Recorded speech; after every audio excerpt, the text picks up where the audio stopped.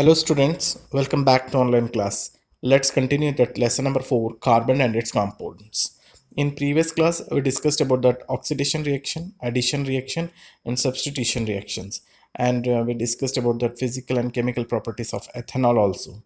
Today, we discussed about that physical and chemical properties of ethanoic acids and about soap and detergents. Okay. Physical properties of ethanoic acid. Colorless liquid having sour taste and have smell of vinegar. इस ये colourless liquid होता है और test इसका सोर यानी खट्टा होता है और इसका स्मेल विनेगर जैसे इट मीन्स पंजेंट स्मेल होता है इसका फिर ओके इसके बॉइलिंग पॉइंट है 391 केल्विन है फिर ओके थर्ड पॉइंट है when pure acetic acid is freezed it forms colorless ice like solid so it is called glacial acetic acid CH3COOH है ये इसका फार्मूला है acetic acid means ethanoic acid का ये प्योर एसिटिक एसिड को freeze किया जाता है ना तो ये कलरलेस आइस दिखाई देगा जैसे आइस क्यूब जैसे सॉलिड स्टेट में so it is called glacial acetic acid है इसीलिए हम इसको ग्लेशियल एसिटिक एसिड बोलते हैं फिर और इसमें क्या होता है इसका यूजेस क्या है प्रिजर्वेटिव्स में लिया जाता है विनेगर को और इसमें 5% ऑफ जस्ट ऐड कर देंगे वाटर के अंदर तो ये विनेगर बन जाएगा ये प्रिजर्वेटिव्स में काम आता है जैसे पिकल्स में डाला जाता है थोड़ा सा खट्टासपन में और फास्ट फूड में यूज़ में लिया जाता है सो इस विनेगर को फिर okay chemical properties of ethanoic acid देखना first is esterification esterification means that is ethanol or ethanoic acid react करता है in the presence of concentrated sulfuric acid में so formation होता है Easter plus water okay so उसको equation में लिखेंगे देखो CH3COOH दैट एथेनोइक एसिड है प्लस एथेनॉल है CH3CH2OH है फॉर्मूला है उसके ऊपर एसिड लिखा है दैट इज सल्फ्यूरिक एसिड लिखेंगे हम H2SO4 तो क्या फॉर्मेशन होगा दैट इज ईस्टर तो ईस्टर क्या होगा देखो CH3COOCH2CH3 हो जाएगा दैट इज ईस्टर है और वाटर रिलीज करेगा फिर ओके सो ये इक्वेशन है ईस्टरिफिकेशन का और एक स्वीट स्मेल देता है ईस्टर ओके इसका यूज़ में क्या आता है परफ्यूम बनाने के लिए यूज़ में आता है और फ्लेवर्स बनाने के लिए यूज़ में आता है ईस्टर फिर ओके नेक्स्ट है सपोनिफिकेशन प्रोसेस भी ईस्टर के प्रोसेस के थ्रू ही होता है फिर सपोनिफिकेशन मीन्स जब ईस्टर है एल्केलिन के साथ रिएक्ट कराएंगे सोडियम हाइड्रोक्साइड के साथ so back to alcohol formation करेगा उसके साथ साथ सोडियम एसीटेट फॉर्मेशन करेगा तो उसी प्रोसेस को हम बोलते हैं सपोनिफिकेशन और सपोनिफिकेशन यूज़ में आता है जो सोप को प्रिपेयर करने के लिए फिर ओके सो देखो ईस्टर का फॉर्मूला है CH3COOCH2CH3 आ गया plus NaOH that is sodium hydroxide है उसके साथ रिएक्ट कराएंगे अल्कलीन से तो सोडियम एसिटेट फॉर्मेशन होगा CH3COONA फॉर्मेशन होगा plus CH3CH2OH back to alcohol आएगा देखो अल्कोहल वापस आएगा एथेनॉल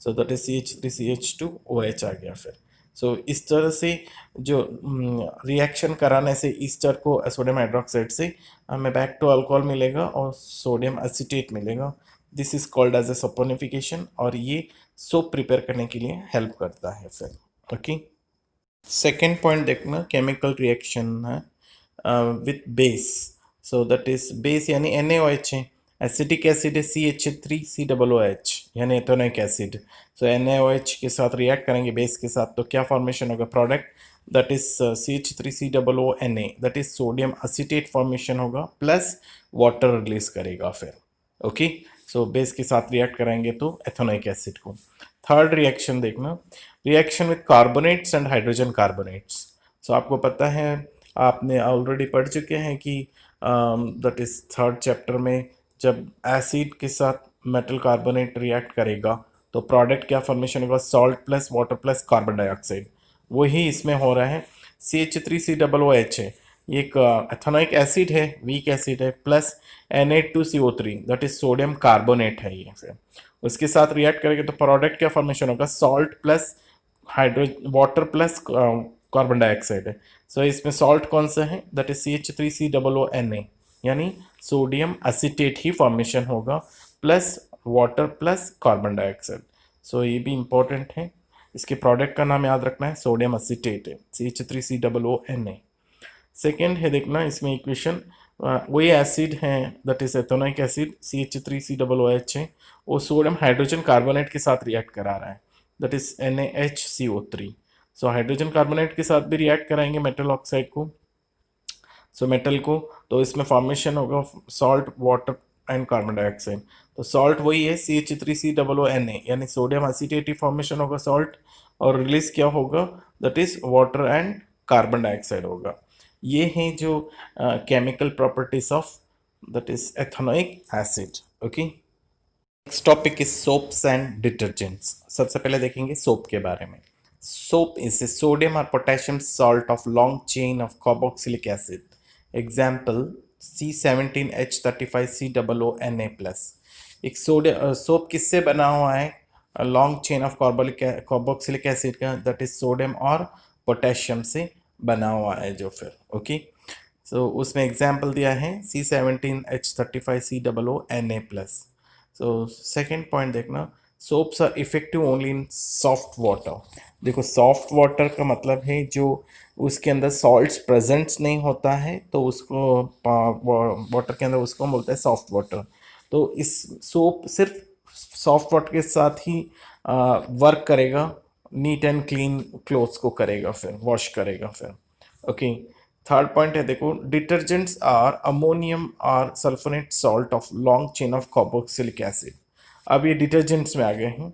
डिटर्जेंट्स किससे बना हुआ है, ये अमोनियम और सल्फोनेट सॉल्ट से बना हुआ है और long chain of carboxylic acid से बना हुआ है फिर। ये भी इंपॉर्टेंट है, जो 2020 में अभी इस साल ही एग्जाम में पूछा है फिर इसके बारे में फिर। नेक्स्ट है फोर्थ है, detergents are effective in both hard and soft water. So detergent है हार्ड वाटर के साथ भी अच्छी तरह से रिएक्ट करेगा और सॉफ्ट वाटर के साथ भी रिएक्ट करेगा। Hard water means which is salt present होता है वाटर के अंदर, जैसे मैग्नीशियम और कैल्शियम है, ये सॉल्ट्स वाटर के अंदर प्रेजेंट होता है, इसीलिए थोड़ा पानी क्या होता है, थोड़ा खारा होता है पानी, तो उसको हम बोलते हैं हार्ड वाटर, क्योंकि उसके अंदर सॉल्ट्स प्रेजेंस होते हैं। ये इफेक्टिव होता है बोथ सॉफ्ट वाटर के साथ और हार्ड वाटर के साथ। ओके, सो नेक्स्ट है, soap molecules has ionic hydrophilic part, long hydrocarbon chain, that's hydrophobic part। यानी सोप मॉलिक्यूल में दो पार्ट होता है मेनली, एक होता है हाइड्रोफिलिक पार्ट होता है और एक है हाइड्रोफोबिक पार्ट होता है। हाइड्रोफिलिक पार्ट कौन सा है, आयनिक पार्ट होता है। आयनिक मीन्स मैंने अभी बताया था, सोप किससे बना हुआ है, दैट इज सोडियम और पोटेशियम आयन से। दैट इज सोडियम यानी Na+ लिख देंगे, पोटेशियम है तो K+ होगा, वो होगा हाइड्रोफिलिक एंड में। So long hydrocarbon chain part होता है, हाइड्रोफोबिक पार्ट है। हाइड्रोफोबिक में कौन सा, so that is tail structure दिया है, देखो आपको ये हेड स्ट्रक्चर है हाइड्रोफिलिक, टेल स्ट्रक्चर है हाइड्रोफोबिक है, यानी पानी से डरता है, यानी पानी के साथ रिएक्ट नहीं करता है, इसीलिए इसको हम बोलते हैं हाइड्रोफोबिक है। फिर हाइड्रोफिलिक वर्क करता है जो। ओके, सो ये हैं सोप एंड डिटर्जेंट्स। और एक टॉपिक देखेंगे किस तरह से क्लींसिंग एक्शन करेगा फिर क्लॉथ के ऊपर सोप। नेक्स्ट है क्लींसिंग एक्शन ऑफ सोप।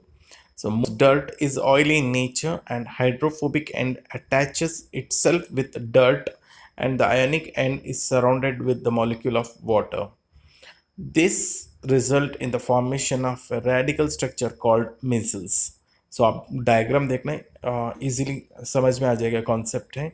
सो अभी बताया था मैंने आयनिक से बना हुआ ये सोडियम है और ये उसको बोलते हैं हाइड्रोफिलिक है, और एंड पार्ट होता है जो हाइड्रोफोबिक है।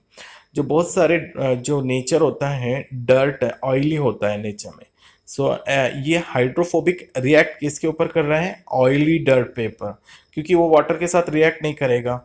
सो हाइड्रोफोबिक अटैच करेगा जो फीस किसके, वो डर्ट के ऊपर, और आयनिक एंड किसके ऊपर होता है, वो रिएक्ट करेगा वाटर के साथ। ओके, ये रिजल्ट है जो फॉर्मेशन होता है, जो रेडिकल स्ट्रक्चर है जो आपको दिखाई दे रहा है, इसको हम बोलते हैं micelles. Okay, so second point है देखो, soap micelles helps to dissolve dirt and grease in water and clothes gets cleansed. ये सोप मिसल्स क्या करता है, वाटर के अंदर डिजॉल्व्स कर देता है डर्ट को और ग्रीस को और क्लॉथ्स को इस तरह से क्लीन करता है फिर। ओके, next है the magnesium and the calcium salt present in hot water react with soap molecule to form insoluble product called scum। scum का मतलब क्या है? सो मैग्नीशियम है, कैल्शियम सॉल्ट्स हैं जो हार्ड वाटर के अंदर रहता है, अभी बताया था मैंने। ये रिएक्ट करता है सोप मॉलिक्यूल के साथ और फॉर्म करेगा इनसॉल्युबल प्रोडक्ट, यानी सॉल्युबल नहीं होता है वाटर के अंदर, वो प्रोडक्ट फॉर्मेशन करता है, उसी को हम बोलते हैं scum. Okay, this scum create difficult in cleansing action. ये स्कम आ जाता होता है तो इट मीन्स क्लीन एक्शन नहीं होगा, इट्स डिफिकल्ट होगा, इसीलिए ये सोप सिर्फ सॉफ्ट वाटर के साथ ही वर्क अच्छी तरह से करेगा, हार्ड वाटर के साथ वर्क नहीं कर पाएगा। नेक्स्ट है by use of detergent insoluble scum is not formed with hard water and clothes get cleaned effectively। अगर हम उसकी जगह सोप की जगह डिटर्जेंट को यूज में ले लिया सो इंसॉल्युबल स्कम में, सो उसको फॉर्मेशन ही नहीं करेगा इंसॉल्युबल स्कम हार्ड वाटर के साथ, वो डायरेक्टली क्लॉथ को क्लीन कर देगा फिर इफेक्टिवली फिर। Okay, this is about the cleansing action of soap है, और डिटर्जेंट के साथ भी बता दिया है फिर।